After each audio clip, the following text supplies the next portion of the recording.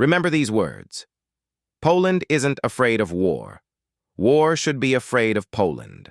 For 1,000 years, it was the battlefield of Europe, the eastern wall of Christendom, the western enemy of empire, a killing field, a graveyard of uprisings, cities, and nations.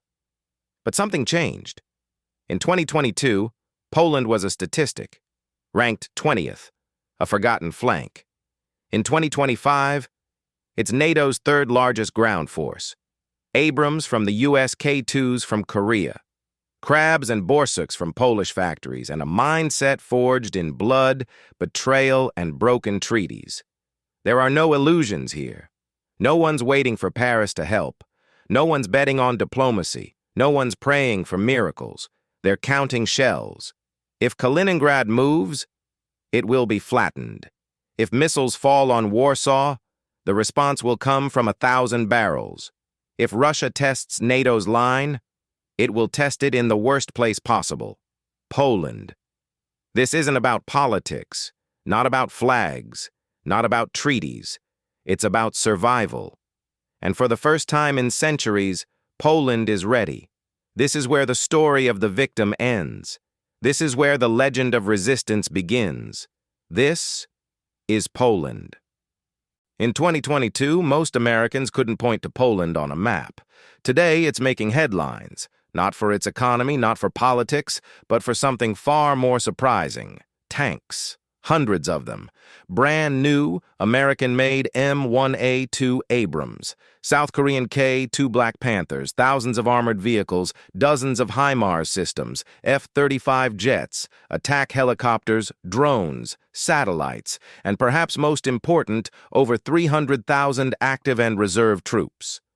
Poland, a country once viewed as a quiet NATO member on the alliance's eastern edge, is rapidly becoming its third most powerful army. Not third largest, third most combat capable, outranking Germany, outspending Italy, outpacing France in ground firepower, behind only the United States and Turkey. But why is Poland doing this? The answer is part fear, part history, and part strategy. This isn't a build-up for show. Poland isn't trying to become a regional bully. It's trying to avoid becoming a battlefield, because the last time Europe ignored Polish warnings, it didn't end well. To understand Poland's military buildup, you need to understand one thing. Poland doesn't feel safe. It never really has. In the past 250 years, Poland has disappeared from the map, twice. It was partitioned by empires in the 18th century, crushed between Nazi Germany and the Soviet Union in the 20th century, invaded, occupied, repressed. Millions of Poles were killed, deported, or starved. And when the Cold War ended, many believed those days were gone. Until 2022, when Russia invaded Ukraine. Suddenly, Poland's nightmares returned. A large nuclear-armed dictatorship had launched a full-scale war in Europe. And just across the border, it wasn't a hypothetical anymore. Unlike Germany or Spain, Poland doesn't see war as an abstract risk. It sees it as a pattern. And this time, it refuses to be unprepared. When people think of Europe's military powers, they picture Germany, France, or the UK. Germany, with its economic clout. France, with nuclear weapons and overseas bases. The UK, with a professional expeditionary military. But here's what they often don't know. Poland now has more tanks than Germany, France, and the UK combined. By 2026, it will have more artillery than any other European NATO country. And it's spending over 4% of its GDP on defense, the highest in the alliance. After the U.S. compare that to Germany's 1.6% or Italy's 1.5%. Even France is just barely above 2%. In short, Poland isn't just growing, it's leapfrogging. And unlike many Western armies, Poland isn't downsizing. It's doubling the size of its ground forces, investing in conscription-based training, rebuilding its defense industry. While others hoped peace would last, Poland started preparing for war. Poland isn't just buying weapons, it's buying everything. Let's start with the headlines. 250 M1A 2 SEPV 3 Abrams from the U.S., the most advanced version of the iconic American tank. 500 HIMARS rocket systems, the same systems that devastated Russian positions in Ukraine. 96 AH-64, Apache attack helicopters, 32 F-35 stealth fighters, and MQ-9 Reaper drones. K-2 Black Panther tanks and K-9 Thunder howitzers from South Korea, delivered faster than any Western supplier could manage. This isn't symbolic spending. This is a strategic shopping spree with one goal: to build the strongest land army in Europe. And Poland isn't waiting around. Deliveries are happening now. Crews are training. Units are forming. The message is clear. We're not arming for 2030. We're arming for 2025. And it's not just foreign weapons. Poland has a plan for something even more important: making its own. For decades, Poland's defense industry was seen as outdated, remnants of the Soviet era, slow, inefficient. But in the last 5 years, that changed. Poland's PGZ, Polish Armaments Group, has become one of Europe's fastest-growing military manufacturers. Its most famous product, the Krab self-propelled howitzer, which Ukrainian soldiers called the best Western artillery system on the battlefield. Poland didn't just donate Krabs to Ukraine, it sold them to other countries and then ramped up production. It's also building the Borsuk IFV, a modern infantry vehicle designed to replace aging BMPs, advanced unmanned aerial systems, domestic upgrades for Leopard tanks, ammunition factories with massive state investment.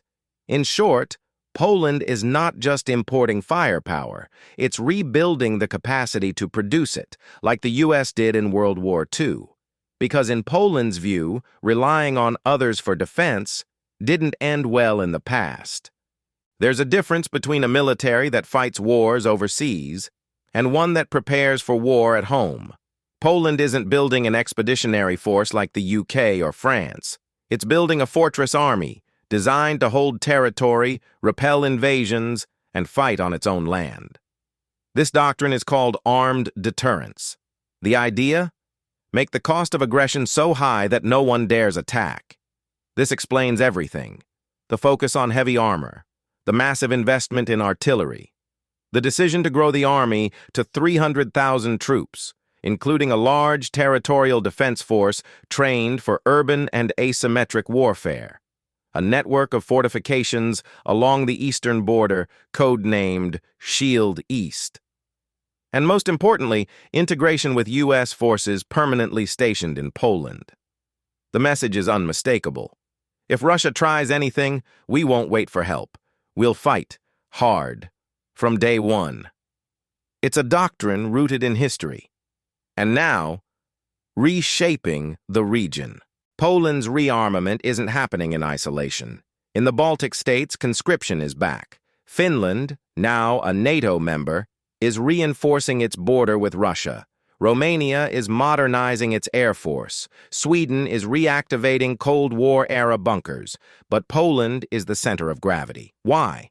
Because it's the largest NATO country on the eastern flank, the key logistics hub for weapons going into Ukraine, a nation with a border on both Belarus and the Russian exclave of Kaliningrad. Poland's moves send a signal to smaller neighbors. You're not alone. We'll hold the line. And to Western Europe, if you won't lead, we will. This shift isn't just military, it's political. Warsaw is becoming a power broker. In Brussels, in Washington, even in Kyiv. It's no longer just New Europe.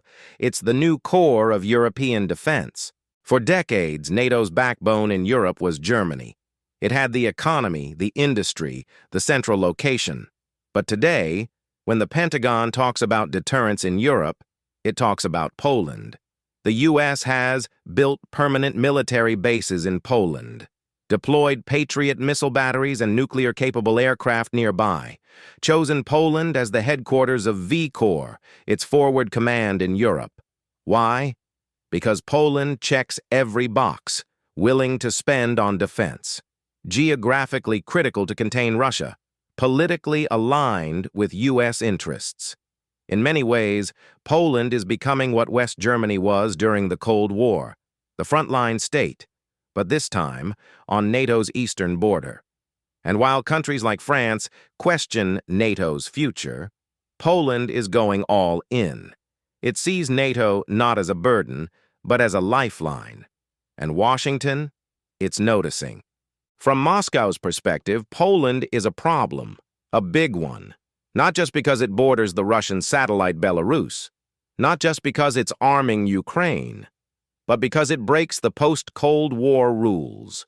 For years, Russia assumed that Western Europe would stay soft, that NATO would expand on paper, but not in tanks, that no one would build real power near its borders.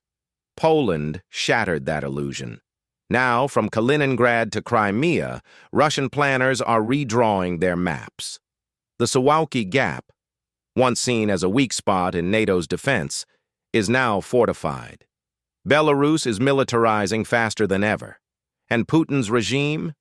It's doubling down on propaganda about a Polish threat. But here's the twist. Poland isn't threatening anyone. It's reacting to war in Ukraine, to missile strikes near its border, to a neighbor that openly dreams of empire. Russia thought Poland would be a spectator. Instead, it became a strategic firewall. Germany has the economy. France has the nukes. The UK has tradition. But Poland? Poland has momentum. In just a few years, it went from being a security recipient to becoming a security provider, from buying second-hand gear to owning one of the most modern land armies in Europe, from relying on the alliance to helping define its eastern strategy. This isn't just a military shift, it's a psychological one. For decades, European defense meant debates, budget delays, and wishful thinking. Poland changed the conversation. It made defense real again, urgent, tangible, a priority, not an afterthought. And now other countries are watching. If Poland succeeds, if it proves that a mid-sized democracy can rebuild its military, revive its industry, and anchor a region, then maybe Europe's future isn't written in Berlin or Paris. Maybe it's being written in Warsaw. If you found this video insightful, subscribe. We break down the hidden mechanics of power, strategy, and the invisible forces shaping our world, because sometimes the most important players aren't the biggest. They're the ones who refuse to be ignored. This was Poland, NATO's new power. And the next chapter might just start with another map, redrawn.